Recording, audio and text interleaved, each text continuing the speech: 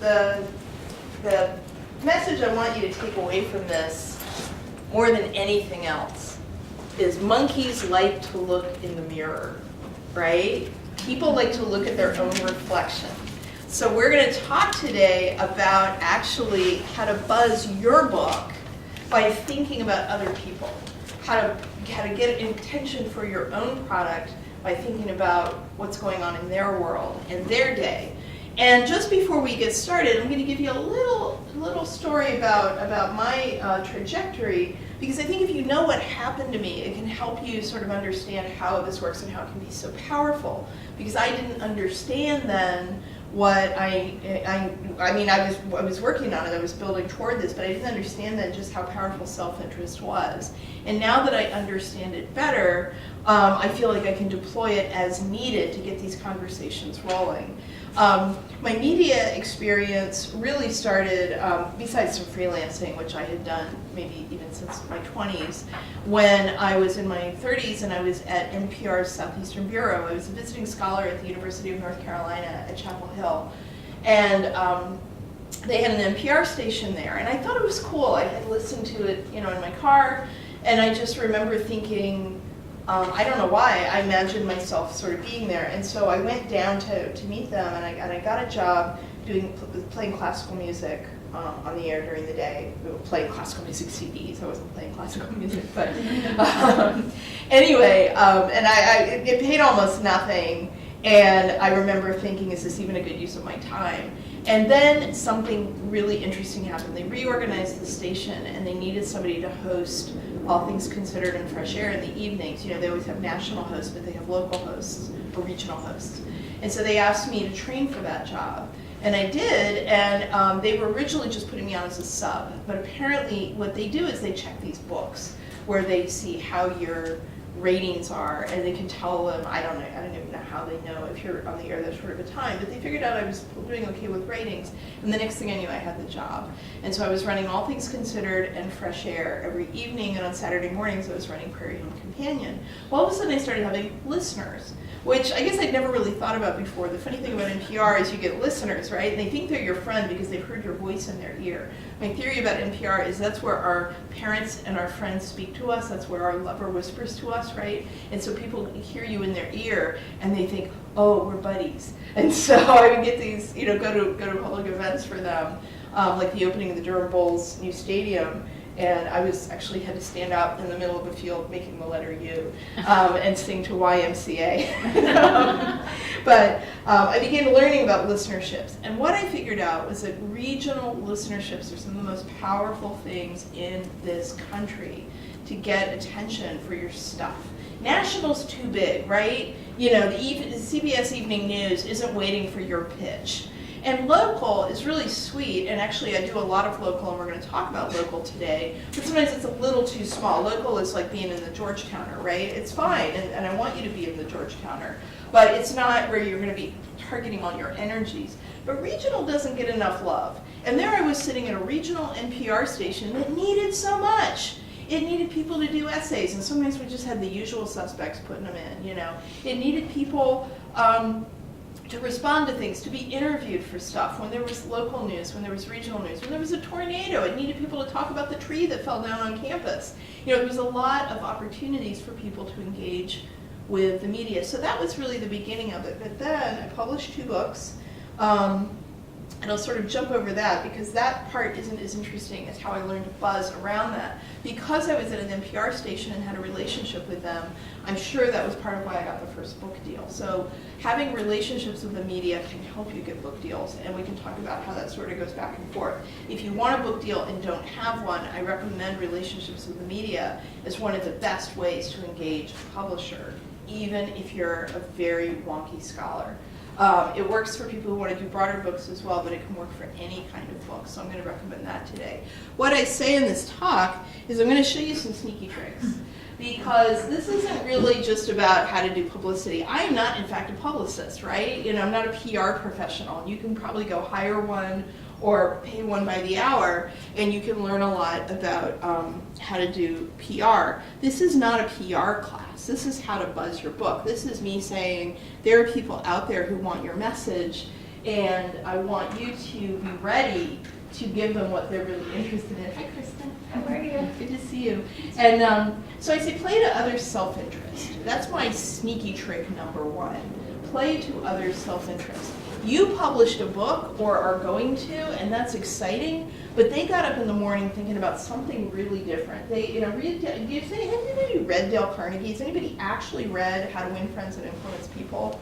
You have got to go home and read this. I'm going to give you some quotes from it to show you how powerful that book is and why it has endured for so many decades. But I think it is really, really holy writ when it comes to dealing with people in the media and their needs. Everyone got up this morning thinking about themselves, not us. What Dale Carnegie says very shockingly is the average person is more worried about a sore spot on their own neck than they are at people starving in other countries. I think he's right. It's a cynical view, but he's not a cynical man. He's actually a very warm-hearted man who talks about how we can take the tragedy of self-interest and turn it into something that can actually work for us and work for others. We're going to talk today about using the power of their names, their needs, and what they have written. And whether it's your alumni association, your local bookseller, you're going to learn to play the promotion chessboard from their perspective. So when you go out to promote, instead of saying, look at me and look at what I wrote, which is going to go right into file 13, because they get those all day, every day, you're going to be going with something that actually thinks about them. So as I walk you through each slide, we're going to think about together kind of how we've played self-interest in that way. And what I want you to do is think about your own situations, because at a certain point I'm going to want you to chime in with specific problems you have, or maybe a question about a way you're thinking about doing something, and how can we think together about boosting the self-interest. Here's a couple things that Dale Carnegie said. And by the way, when you read his book, and I really hope you all do, you're going to find some dated stuff too, okay? He wasn't really there on women and diversity. So you're going to see some stuff in the book where you're going to go, oh, ouch, did he really say that? It was 1940-something when he said it. Do not read the updated version. There is a version that was updated in the 90s, and they might as well have just written a different book. Find an old one from the 40s for like 50 cents on online, and buy that or check it out and read the old one. Talk in terms of the other person's interests, right? For the media, that's really simple. For a daily newspaper, they have to fill a paper every day. They're going to be hungry for content. The problem is they don't want time-wasting content, and time-wasting content is a person who doesn't know how to contribute to them and has to be taught. So I'm going to give you some tricks later on in this for actually learning how to be ready to go with them. And not how to be a freelance writer, but how to be a subject for them, actually how to get reporters to write about you. We'll talk in terms of the other person's interest. We're also going to think of this when we talk about alumni associations and what they want and need. Because your alumni associations are powerful and they're waiting to help you if you do a couple of things that they need. And we'll talk about that in just a minute. We're also going to always think, when we're going out to other sorts of organizations like bookstores, and we're saying, hey, why aren't they giving me a bookstore reading? What about politics and prose? Or when we're going to online booksellers, and why didn't they feature me? Or how can I become the featured title of the day? Or in my case, in Entertainment Weekly, one time I was the book of the week, which, you know, who knew? I mean, we don't know how to make them make you the book of the week, but we know how to get you in front of their eyeballs so they can pick you as the book of the week. We're going to go, there's the next principle that he has, make the other person feel important and do it sincerely. That's a really big Dale Carnegie maxim. When you come out with a book, you feel important, right? And when you say, I wrote a book, that immediately puts you in a one-up position with the people that you're dealing with. Suddenly you're the author and they're not. Suddenly you're important and they're not. And so people can't figure out, I'm out there telling people about my book, I'm flogging it all the time, why isn't anybody interested? I said, because you're kind of making them feel small. You know, you're the big cheese and you want what? Attention, support? They're not inclined to give it to you. What if it went the other way around? What if it was a really huge honor for you to be in their venue or on their blog or in their conversation, and you start making them feel like the big star? that can change the dynamics of the whole thing. And we'll look at also in a couple of minutes. I'm sort of promising a lot at the beginning, and then we'll walk through it. But we'll look at how you can switch subtly a couple of dynamics and make that work a little better. Here's a third one. This is harder to do, but I think once, and he puts it early, but once you get the other two in your mind, this one's easier. Arousing the other person in need or want. That you're actually changing the thing from you want them to do something, you want them to write about your book, you want them to feature you, they can't wait to get a hold of you, they need you for this. They start to trust that they can go to you on certain topics and for certain conversations. They say, oh, I know this person at Georgetown, and I know that if I'm on deadline, I can actually write to this individual and they'll give me something that I can go with fast. They won't sit around and talk to me for half an hour about nothing. They'll actually have a couple quotes ready to go. And those quotes will be super short and all the good stuff. We'll talk about that. This should start 3 months before your book comes out. A lot of authors tell me, well, I'm kind of waiting until I have it in my hands before I do too much. And I'm like, whoa, that's way too late for magazines. It's way too late for your alumni association to make any plans, and they're not going to probably go with books that are getting a little older, so sometimes they want to be right there at the beginning. 3 months is a really great time period. There's stuff you can do 6 months ahead. There's stuff you can do a year ahead. But 3 months, if you want to think about a window that magazines usually work on, 3 months. Now, some will tell you they lay out even earlier than that. So I suppose I would start talking to magazines in a general sense earlier, but I wouldn't expect any action until this kind of thing. For newspapers, it's a very rapid cycle. You can go much sooner than this. So this is really kind of a magazine, alumni association, a big organization window. And that's usually about the time you get your pub date anyway.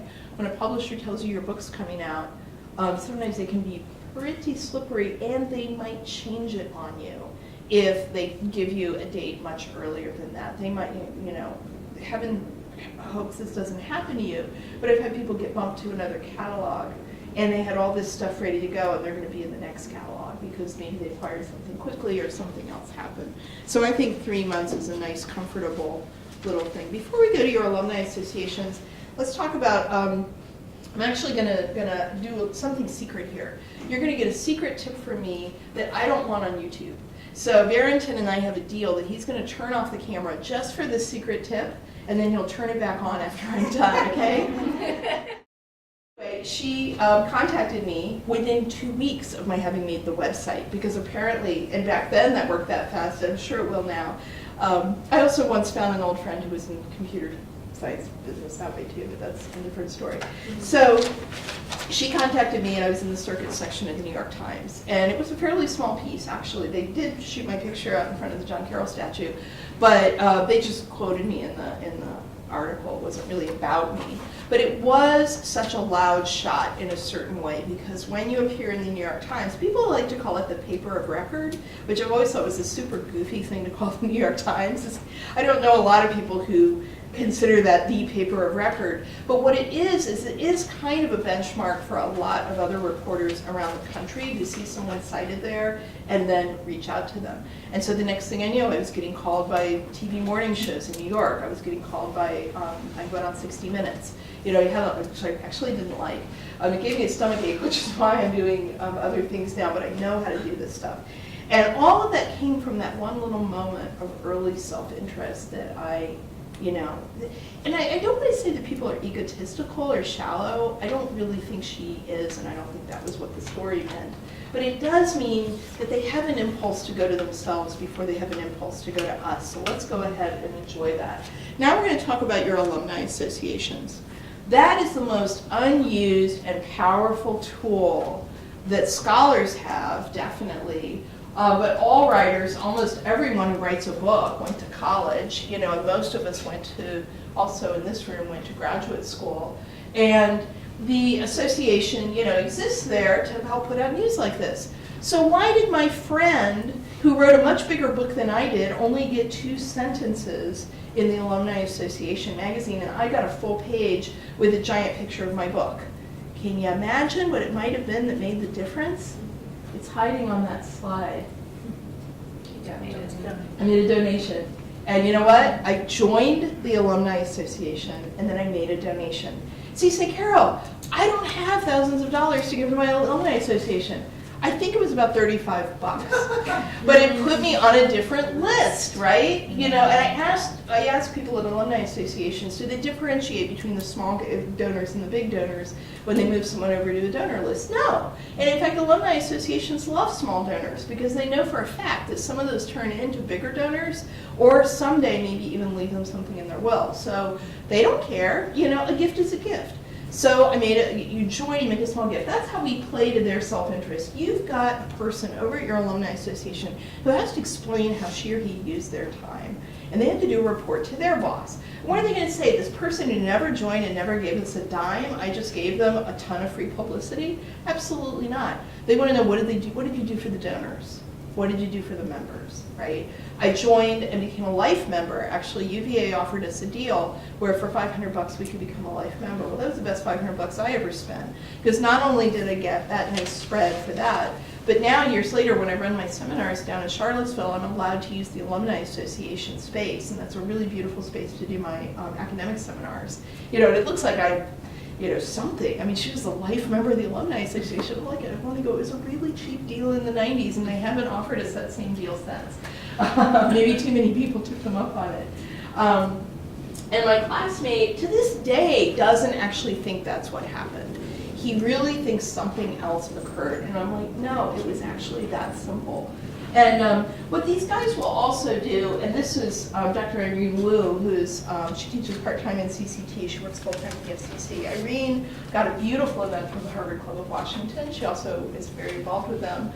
Jim O'Donnell, who used to be our provost, we got him big things with the Princeton Club. In fact, Princeton clubs did stuff, was it Princeton or Yale now? I can't remember which club. What? He went to Princeton, yeah. I was suddenly couldn't remember where Jim O'Donnell went, but they gave him things not just in Washington, but in Miami and in San Francisco. I mean, we're talking beautiful receptions, a lot of people there to buy the book, a lot of energy around it. These alumni clubs can be very powerful. And even if you, like me, always went to state schools, they also have the reach. And in fact, some ways they have the hearts of the local booksellers in a different way. Sometimes people are like, oh, well, excuse me, I don't know if I really want to deal with the one that came from the so-and-so school, but this is what Washington Post does all the time. They love to cover George Mason, and they don't like to cover Georgetown. And it's partly because they believe that the average reader in the region relates to George Mason much better than they relate to Georgetown. It's just an editing decision that they have. And they may be right, I don't know, I don't want to tell them, but I used to call them and say, why aren't you putting more of our Georgetown authors in your book review, back when they had one? And they basically said, because it's not as relatable content. I was like, really? Okay. But, so that's your alumni associations.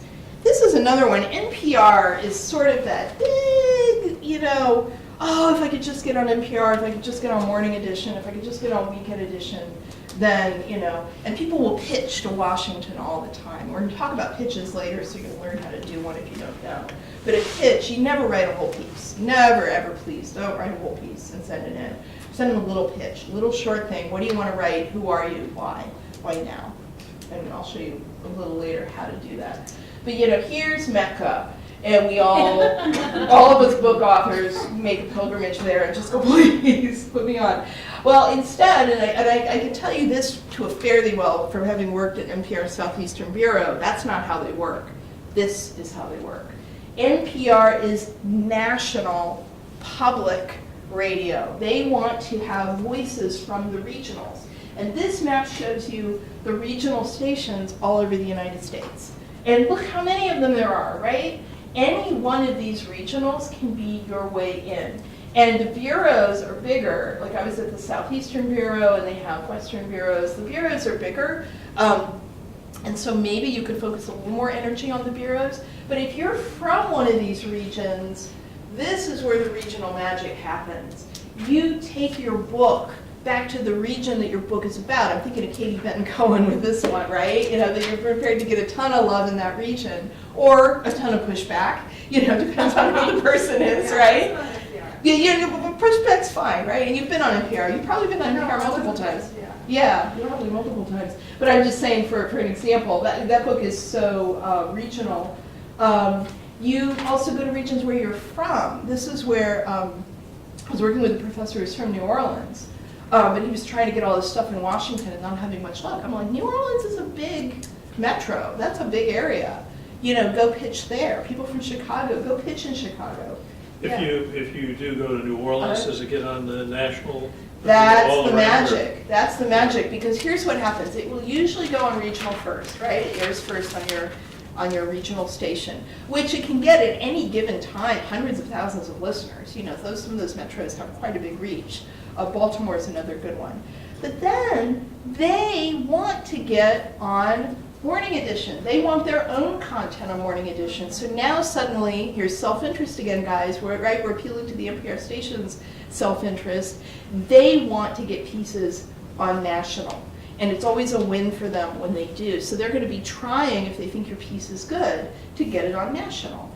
And this is how I got Morning Edition the first time. I went to a little reception, and they have these all the time if you pay attention, like for WAMU, if you pay attention to some of their things, they'll once in a while have receptions or things where you can come meet the people. And so I went to one of these for WUNC, and there was a reporter, business reporter, and I just kind of cornered him gently, but I said, you know, hey, I've got a book coming out, and it talks about the white-collar office. This was my first book. It talks about the white-collar office, and I know that you write about work-life balance and things like that, and I have some things to say about it. He said, great. He said, we'll do a little piece in a couple days. And I came down, and he interviewed me. It's another piece of self-interest. Reporters need to interview people to do their jobs. When you freelance and you create the piece, you're doing their job for them, and you're threatening their job.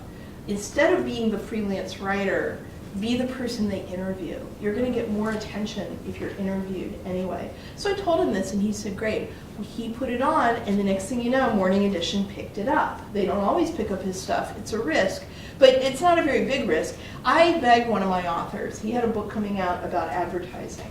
He had been an ad exec back in the days when it was the Mad Men era, actually, and that'll be kind of part B of his story. Part A of his story was the TV show Mad Men didn't exist at that time. He was just this old retired advertising executive who liked to blog about, booze and women and advertising. It's a very coarse blog, but he's a funny guy.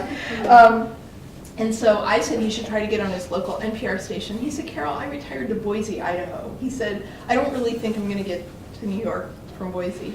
And I said, I think you might. And so he did. He went to this little podunk NPR station at a university, and he did a little piece for them. He said he felt like, it took him half the morning.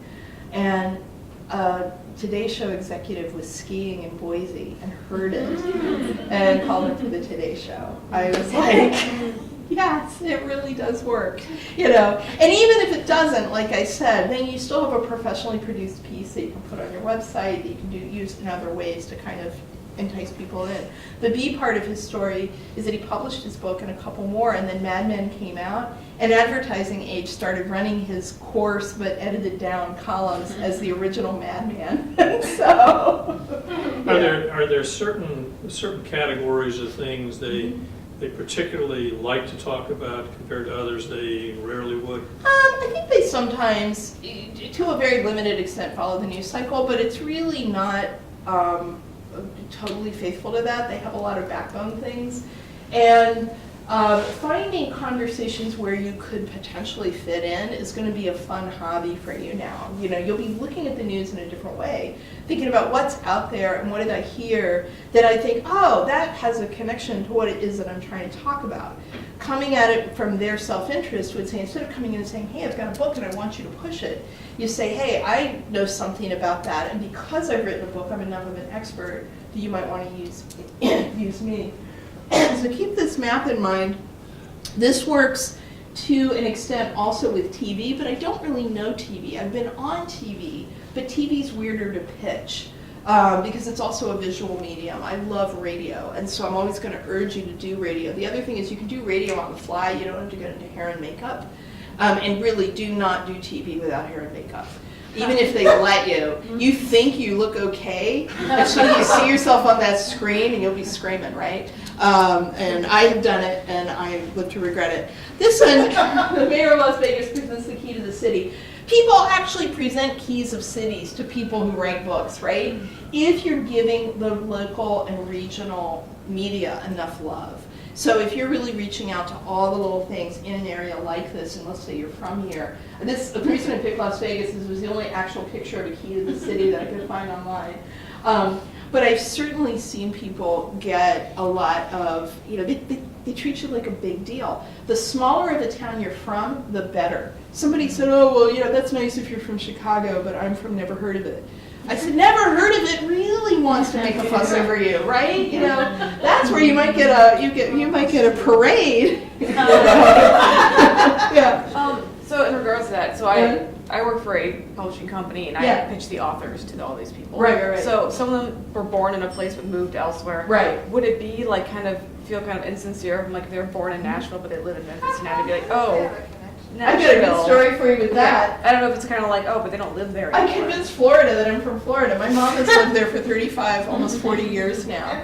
And so I was going down all the time, right? I knew it really well. And so I was like, hey, my mom lives in Clearwater. It's good enough. So I started pitching regionals down there, just saying, hey, I'm a part-time Floridian, which is actually half the state. They have snowbirds.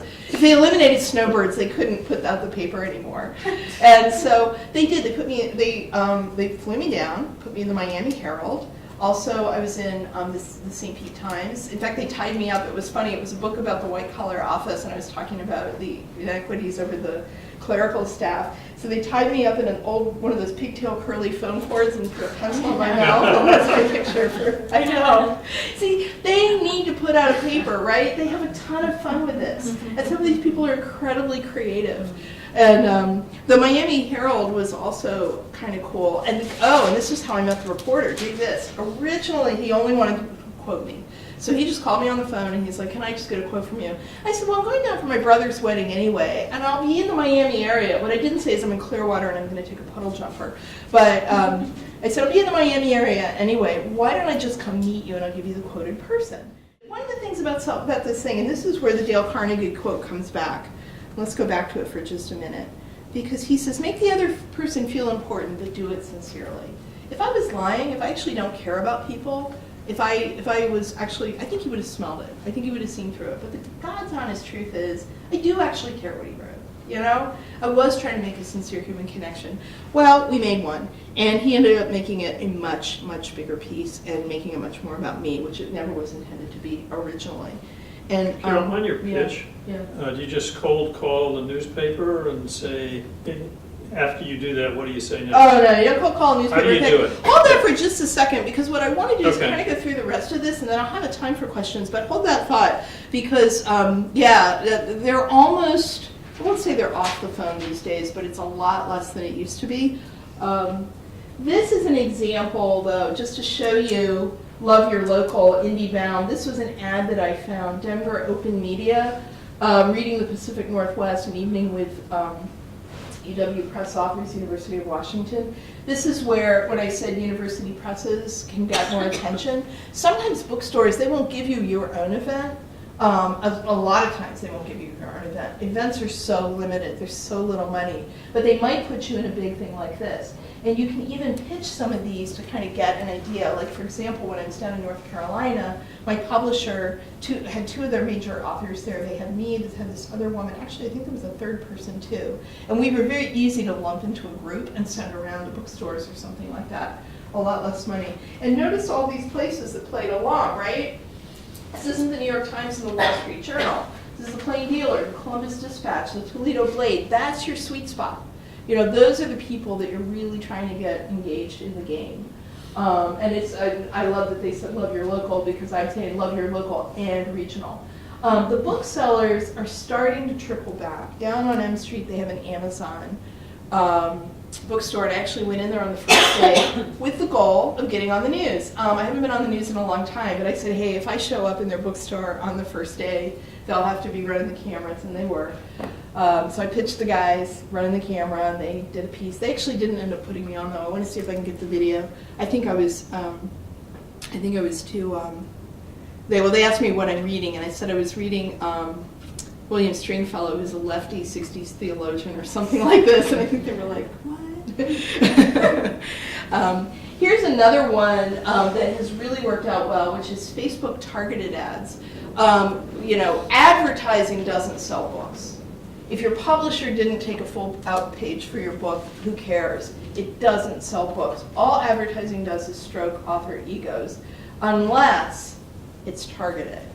And this is a very interesting little guy, and I want to make sure we deal with this before this. A Facebook targeted ad, and when I'm talking money, I'm not talking hundreds of dollars. They would love you to spend hundreds of dollars, and they'll give you an option to, but I'm talking $10, can actually go to everybody who's clicked like on a certain topic. Example is I'm working with a couple who are doing some stuff with Teilhard de Chardin. Well, it turns out Teilhard is one of the, does it have it here? It has languages, yes. It says include people who match at least one of the following. And you add demographics, interests, or, I can't read what that last word is, behaviors. So you can say for demographics, everybody who went to a certain university. For interests, you can say everybody who likes this certain author. It isn't super granular, so if you like a really not that well-known author, if you're trying to get a name, sometimes it won't come up, but the famous ones will. If there's a topic in your book that's really going to be important to a certain constituency, this can help you find them. So you can make a custom audience.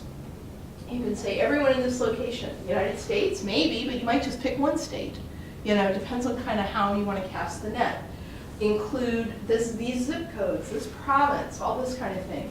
18 to 65 plus, yeah, but are a lot of 18-year-olds really going to read your book? Maybe, maybe not. Maybe you want to bump that age up to 30. I don't know. You might be more aware of it. Should it be men or women, or should it be all? Languages. This especially works well for people who are trying to target people who speak other languages. Actually, this has been incredibly powerful. You don't have to put English if it's English, because I think it will default to that. But anyway, they'll give you this little audience definition meter here. And when it's in the red, too specific, they won't send your ad. It's frustrating for me because sometimes I can make a really perfectly targeted ad and they won't send it. I'm not sure why. They've got Facebook logic. And if it's up here in the yellow, the chances are that it's so broad that you may not get a ton of results from it, so you want to keep it in the green. And so you just keep adding and playing with demographics until you get it in the green. And then I say give it $10 and see what happens. We have taken Facebook posts, like if someone made a Facebook page for their book, from 10, 15 likes to hundreds of likes, just because it went out to a whole targeted bunch of people who actually care about that and want to come over and have a look at it.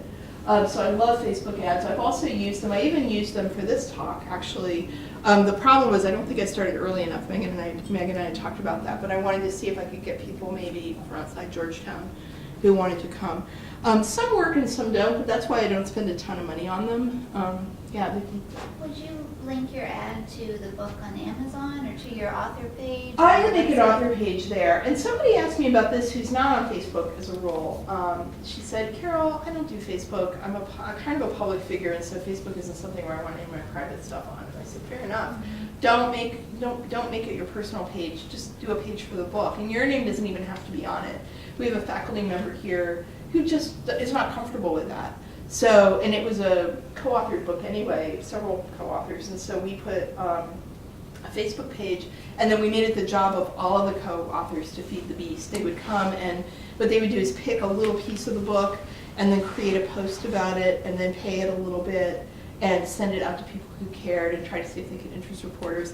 I don't really put Facebook as your number one thing to do, though. That's why I had things like the local and regional media and all that first. That, to me, is more important and a better use of your time. But I think your Facebook page for it should exist, and it should always play to self-interest. Again, the self-interest of the people who are coming to that page. Yes? So for linking, for example, if you have your book on Amazon, it's also being published through like a specific university press or something. Yeah. Should you link to the press page or to the Amazon page? Oh, it's always the $1,000,000 question, isn't it? Because I guess I would probably link to the press page, but so many people buy from Amazon. Some people have put both links, which could be, we'll see. I'm just not, that's such a delicate one. Now, some people have consulted with their publishers, and their publishers have said, go ahead and put one of the seller links. There's also Barnes & Noble, if they still exist by the time this talk is over. But there's also Barnes & Noble, I don't know, there's different ones. But I mean, my instinct says go with the university press. The problem is people can't get fulfilled that quickly, and sometimes they don't want to deal with their clunky checkout. So you might just do Amazon. Maybe that was just a long way of me saying Amazon. Here's how to learn how to pitch. This is why I said hold on a minute, because I was getting to that. Here's how to learn how to pitch. There's this wonderful website called MediaBistro.com, and it is great for people who do not know how to pitch. The woman who created Media Bistro, I met her at a party at the National Press Club. She made $23 million, and the way she did it was, she was a freelance writer in New York, and the magazines were dying. Colony Collapse Disorder, these poor magazines that were going away. A lot of her freelance opportunities were going away. So she started a pub night where freelancers could come and agree to be generous with each other and share ideas and share how they got what they got. And they realized very quickly that there was a conversation happening about how to even become a freelancer. How would they even do that? And so she created Media Bistro as a way to talk about jobs. It was a place to learn how to pitch. It was a place to talk about new markets. It was really insider stuff. It is no longer that. It's now a big sort of flabbier corporate product, but it's still not bad. When it was authentic, when it was the real deal, and when she was running it, oh my goodness, you could learn so much from it. But I still think it has a lot to share. And the specific area I want you to look at is what's called how to pitch. They have, and for the price of, I think for $43 a year, you can become an Avant Guild member, and that's sort of their bigger membership that gives you all these courses and things that they have. And How to Pitch is really good. They have a whole bunch of magazines. I didn't give you a screenshot of that, but they have a whole bunch of magazines there. And I mean, it's everything from Good Housekeeping to Dog World. You know, it's like all these really, you're going to think not so highbrow magazines. I picked The Guardian because it's a little more for the Murray room, right? But, you know, it's also, you know, Cooking Light and all this stuff. And even though some of those seem to you a little maybe off the point for us, read them anyway, because they're all editors there who need to be pitched. And what do they tell you? They tell you how they want to be pitched. Again, going back to self-interest, instead of saying what message do you want to get out, they tell you what they want to hear and how they want to hear it and whether they want to have fun. Because one of the funny things about editors is they all agree except never.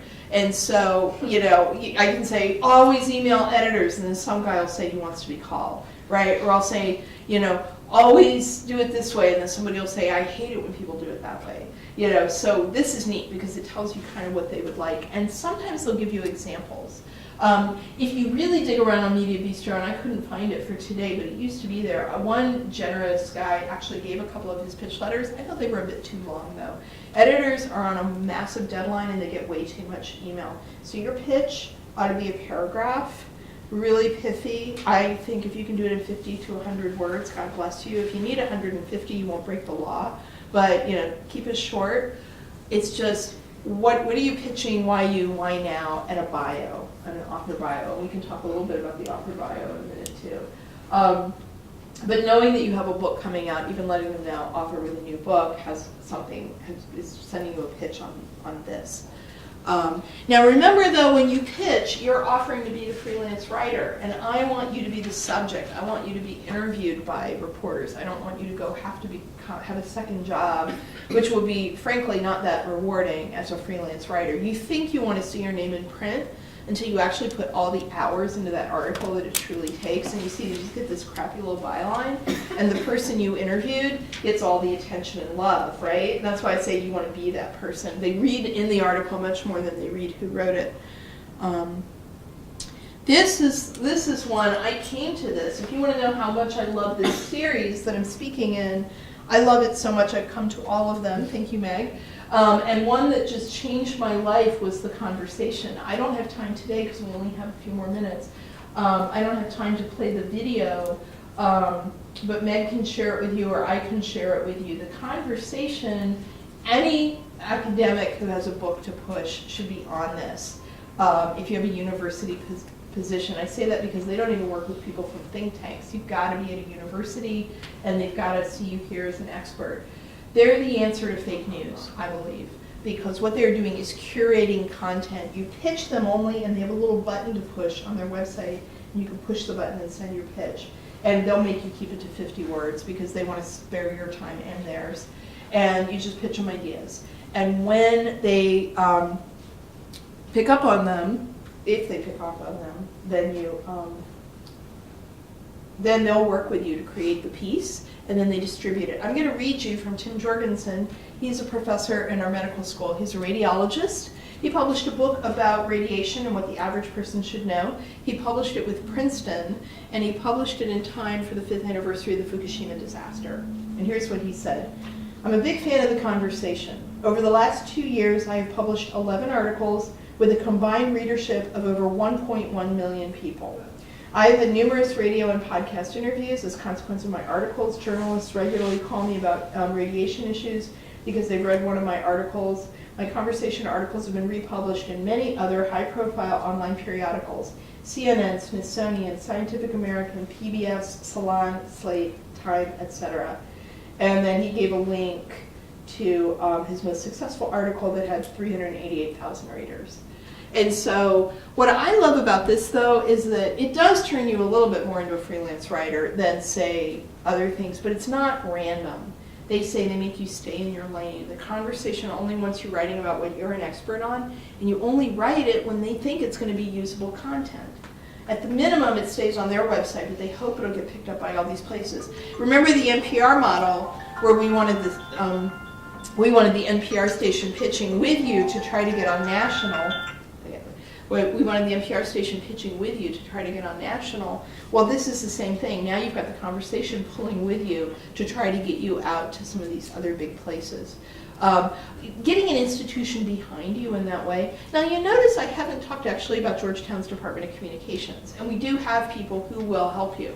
But I feel like it helps to know all this stuff first and come into them with this sort of savvy instead of just handing it over and expecting them to do it. The average person thinks their publicist is the answer to them getting out there. They think their publicist at their book publisher can do this. No, they can't. Go meet these people. They have 70 books in a pile. Yours is one of them, or 35 books or 15 if it's a small press, right? But they have a lot of books in a pile. They have authors who expect to get expect to go on book tour, and book tour died almost 2 decades ago. Except for real, I don't know, maybe 50 Shades of Grey got a book tour, I'm not sure, but average books no. And they have authors who are so green and who don't really know how to engage with this, who are sort of like, why isn't my publicist doing anything? And I want to say, the only person who got up this morning, thinking about Dale Carnegie again, the only person who got up this morning thinking about your book was you, not even your publicist. They care, but they can't do this all for you. Also, the chances are they're young. Some of them are older because I've met a couple, especially in New York, who did make a career out of it, but that's rare. So usually they're not going to be with the publisher that long, and they're not going to be in the role that long. If they're any good, they're going to get poached or they're going to get promoted. And when one of those two things happens, then you're out of a publicist, right? And so there's a real complicated thing going on there as well with people who, I don't want to say they're not dedicated, because I actually think they are dedicated, but they just aren't going to have enough time in to really make this an area of mastery for themselves. They'll be good, but they're really going to be good if you're giving them the right stuff and the right engagement. The final thing, and this is my last point, is that the paid version of LinkedIn, it's about $80 a month. So that's a little pricey. And I'd say if you're going to use it, I only really use it when I need to get, through powerful keyword searching, to some people who have some really specialized ability or knowledge. Maybe I want to talk to a professional organization that only handles a certain things, and I do a keyword search on some very, very selected keywords that you can only really do behind the paywall. LinkedIn changed owners. I paid LinkedIn $10,000 a couple of years ago, and I made $35,000 in consulting. That wasn't enough of a ratio that I kept paying them $10,000 because I felt like it was a little bit of a gamble. But no, I got to some very specific professionals that I wanted to be in front of with a certain message about scholarly publishing. I found people who were dealing with a certain problem. And so that was but they do not do that anymore. That $10K that I spent, you can't even pay anymore. Now they have under their new owner, they have an $80 a month thing to get behind the wall. I'd say at least pay it for 1 month and try it. But try it with, if you think you have something that needs to go to a certain cadre of professionals, they protect a lot of the granular data that people give them and don't make it keyword searchable because they don't want their people spammed. In fact, you might have to go through interviews like I did. LinkedIn called me 3 times and had me talk to 3 different levels of executive before they'd let me pay that money because they wanted to make sure I wasn't going to embarrass them and send the wrong kind. They had to see the message I was going to send, everything. I think at this $80 one, they're not doing it quite the same way. They're not being quite as, about their stuff, but we'll see. LinkedIn is still, and actually I can show you if this will come up. I'm not signed in here, so it won't show me. I was going to show you my bio on LinkedIn. I paid a LinkedIn consultant. Let me see if I can get this big screen again. I paid a LinkedIn consultant to create my LinkedIn bio for me and have it really be on message and look right. Because what are reporters going to do? If somebody wants to use you, especially a TV producer wants to put you on, they're going to Google you. Make sure your front door is ready for company. Make sure your bio at Georgetown, make sure your bio at Georgetown is on message with your book. Make sure the first thing they see is your book, not your title and your office hours, right? We always think we're supposed to put our title and our office hours and our syllabus there. It's a big waste of very, very valuable real estate. Instead, have a research message that's going to really excite visitors who come. Mine says, I study women writers in 1709 who write about war, politics, and foreign affairs, and who impacted the government at the highest level, and now their names are mostly forgotten to us. One of them brought down a government. That's how I want people to know me when they first meet me, not that I'm the director of the Office of Scholarly Publications and I knit and bake cookies. To me, if I put my title, it's just a really big downer. But if I like my title. But, for someone to come in there looking for a big expert, oh, she runs the book office, isn't that nice? I want them to see what I study, what I research. It's like, wow, I'm writing about a nun who committed the largest breach in U.S. nuclear security history. That's the current book I'm writing. I want them to see that, not, office hours or where I'm located. So we can play around with that. I felt like in 1 hour I didn't really have time to go through those. That's actually part of another talk about creating your online presence and having people ready to come see you. But if you know that that's a thing, then you'll get ready to be Googled. Do not Google yourself from your own computer. It will lie to you. Google has actually designed it because it knows monkeys like to look in the mirror to flatter you with the results you get back. Go to the library. I usually just go to one of the library like just one of the walk-up computers downstairs and Google yourself there. And that way you'll see what actually comes up. And I was surprised it was a lot less. Yeah, Google knows you're you. And so it says, oh, show her all pictures of yourself. Yes? This might be more of an IT question. Could you just use incognito, or does it go from your VPN, or? For what? For, like, if you Google yourself. Like, maybe you could, but I don't know. I don't trust it. I mean, maybe you can compare the results. Go to one that's somebody else's. Even just borrow your friends and try. And then we can spend the last 6-7 minutes having questions. Yes? 2 questions. How much of any of what you've talked about do you do before the book comes out, saying a book is about to come out or whatever? And then could you talk about publicists versus hiring an agent and that kind of thing? Oh, yeah. Well, the publicist, one of my authors did a great job with a publicist, and it worked really well, actually. He walked into my office, 84 years old. He had his handwritten notes from the Warren Commission. He was a lawyer for the Warren Commission, last living lawyer for the Warren Commission. And he had his handwritten notes, and he wanted to know if he could publish this as a book. I said, holy moly, yeah. He said, well, I've been to every agent in Washington, and they all said it's not commercial enough because nobody wants to hear an apologist for the Warren Commission. And I said, are you kidding? You're an expert. You've got to debate. They'll put you on to debate the people who are saying it was a conspiracy, right?